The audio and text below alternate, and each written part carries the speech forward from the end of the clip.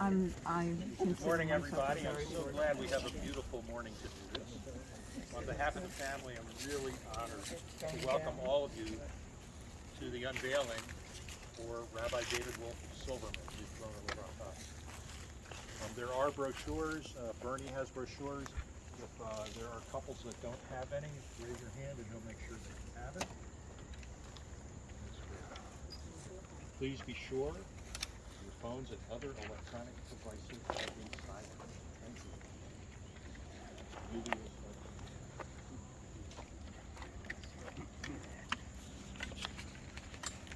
Let us begin with a meditation by Tzion. You can sit if you want.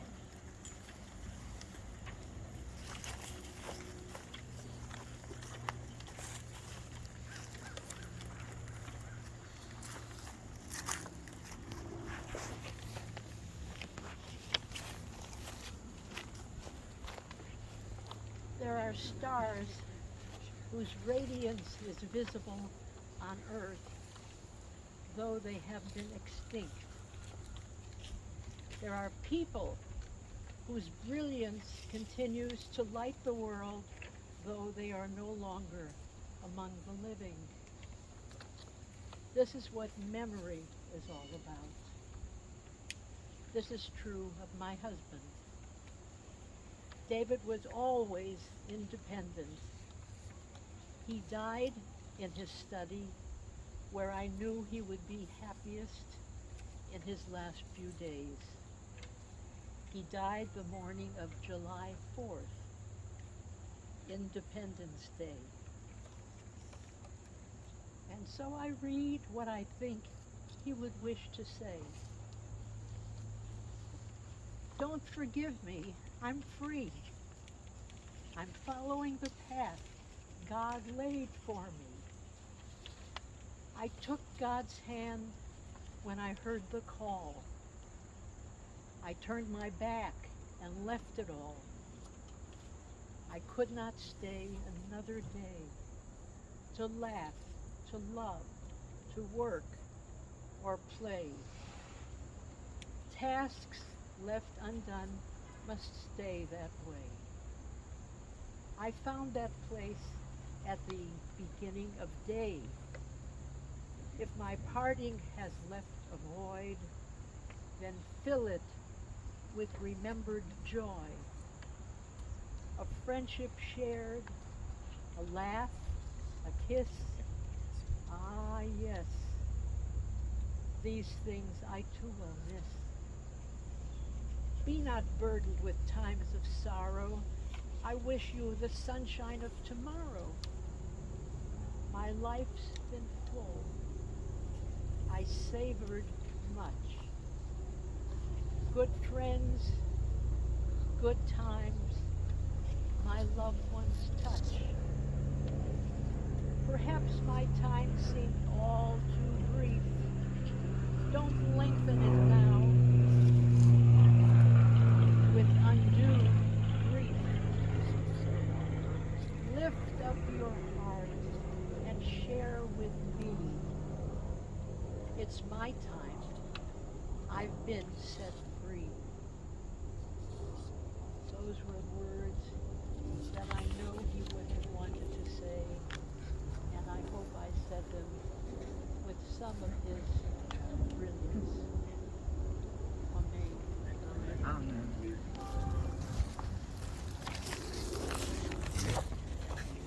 Be careful, okay?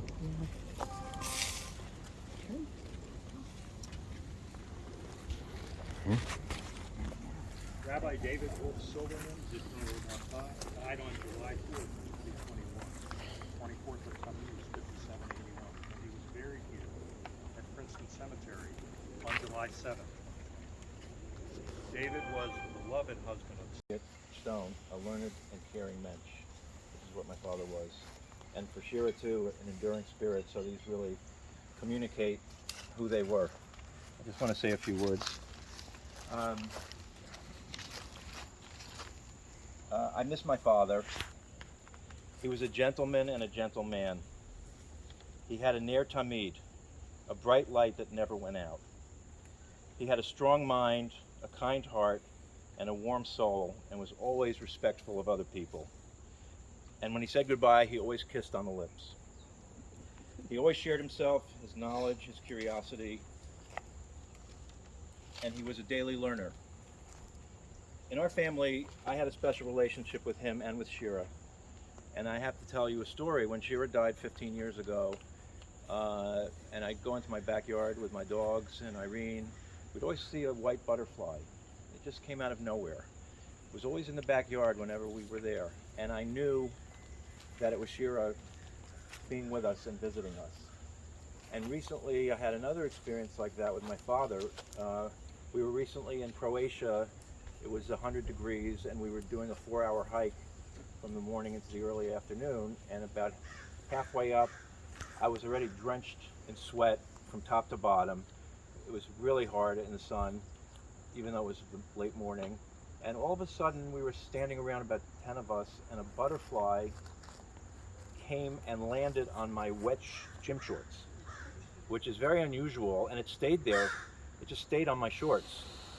And I knew right away that that was my father coming to greet me and to remind me about this occasion.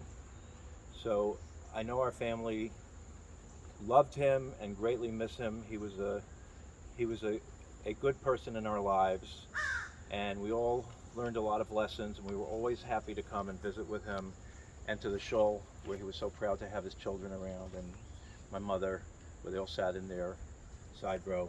So anyway, I have pictures of him on my desk, and he's smiling, and I put his picture, a really nice picture of him, as my screensaver. And you know, he's around, and everything that he did in his life was good, and we just enjoy thinking about him and his memory. So anyway, thank you all for coming. When I was younger, every Shabbat meal, my father would ask me to sing a song to him that he loved. And I sang it to him for the last time while holding his hand the afternoon before the morning that he passed last year. So if anyone knows Ahavat Hadassah, I would ask you to join me in singing it, including my mother, who sings it so beautifully. Ahavat Hadassah, Alevavi Nishera. Ahavat Hadassah, Alevavi Nishera. Vani b'toch gola my soul believe. Vani b'toch gola my soul believe.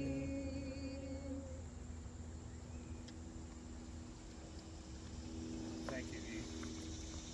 To say a few words about our beloved friend and teacher, Rabbi David Wolf Silverman, a wonderfully unique individual who had at least 5 different rabbinic careers in the more than 50 years of active rabbinic involvement before he came and Siona retired to Princeton 27 years ago. David and Siona met as older teenagers at the College of Jewish Studies in their hometown of Chicago, and they married and came to New York City, where David was doing graduate work at Columbia University and started as a rabbinical student at the Jewish Theological Seminary. And their first child, Shira, was born at that time. Now, the U.S. was in the midst of the Korean War when David received his ordination. So he joined the army and served as an officer, a Jewish chaplain who led Shabbat services, and for almost 24 hours, day and night, he counseled soldiers going off to war and their families, and those who were able to come back from war. And their second child, Debbie, was born in a military hospital in Tacoma, Washington, where David was stationed. So after his army term ended, the Silvermans returned to Aurora, Illinois, and David started his first work as a pulpit rabbi while finally completing his PhD, his dissertation at Columbia University. And their third child, Eve, was born in Aurora.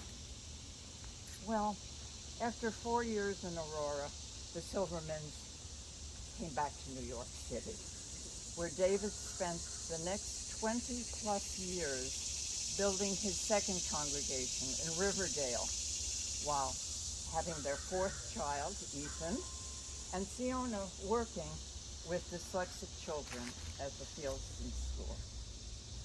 So this was all fine and good. And then the Jewish Theological Seminary came to David. They needed an academic to teach in their rabbinical school. And so David taught at JTS for 18 years. His third rabbinic career, the Army officer, a pulpit rabbi, and now an academic. Now, politically, this was a time of tension at JTS, as faculty were divided as to whether to admit women to the rabbinate. David had no problem. He was insistent that women must be admitted. But as David and Siona's parents grew older, they decided they had to move back to Chicago. And let me tell you, it's a blessing when children come back to help their elderly parents. And David started a new rabbinic career, 5 years as the president of the Spertus College of Jewish Studies.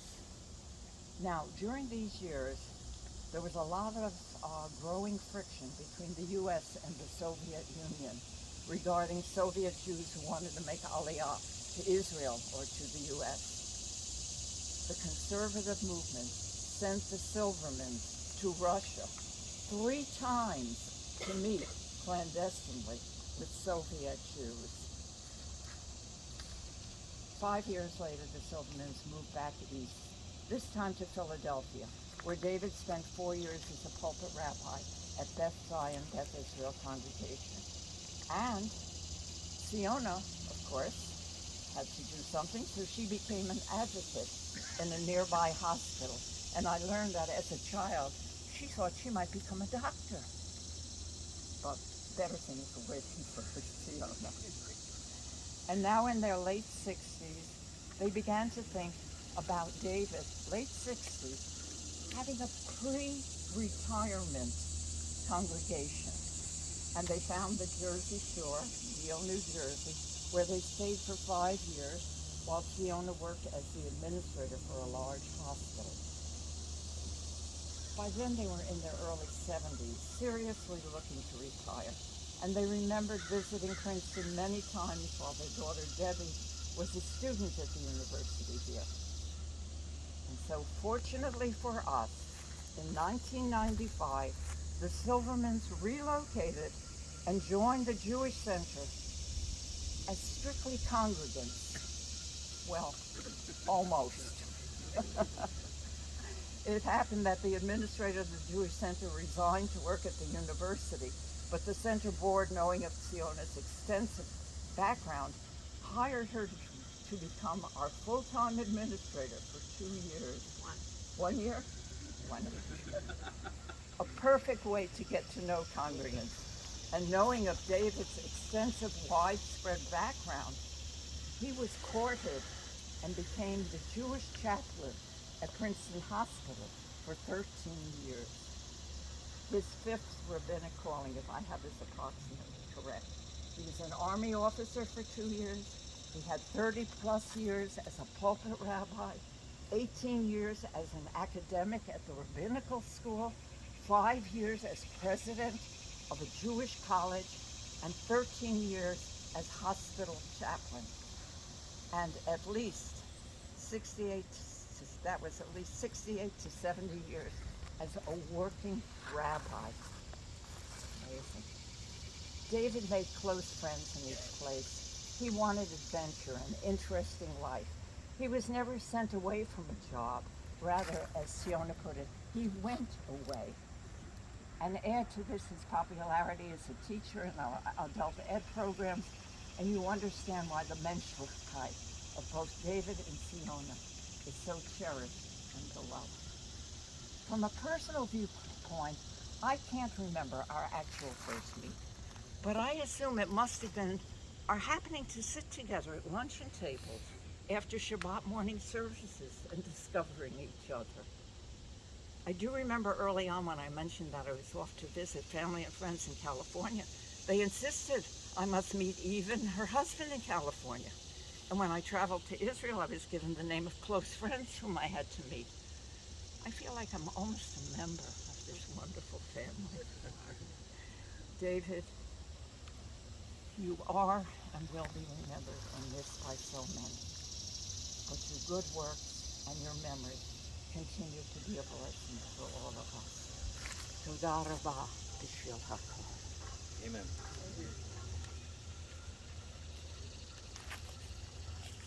Thank you, Ruth.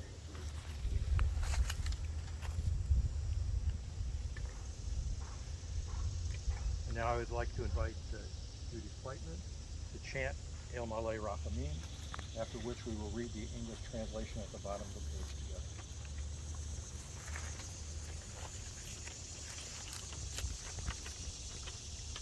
El Malay